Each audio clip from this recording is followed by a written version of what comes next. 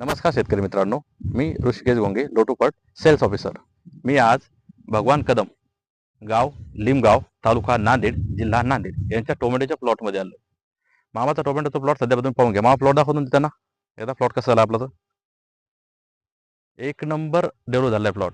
मामाचा ज्यावेळेस आपली ट्रीटमेंट 7 दिवस अगोदर ज्यावेळेस मी प्लॉटवर आलो होतो, प्लॉटवर बघा सुद्धा वाटत नव्हतं मामाच्या. अजिबात प्लॉटला टोमॅटो नव्हते, फुलं नव्हते वरती अजिबात. मामा ज्यावेळेस मला फर्स्ट टाइम भेटले त्यावेळेस मामा डायरेक्ट कदरले होते. मामा त्यावेळेस मला क्लिअर शब्दात सांगितलं, साहेब मी इतका खर्च करून याच्यावर वैतागलो साहेब डायरेक्ट.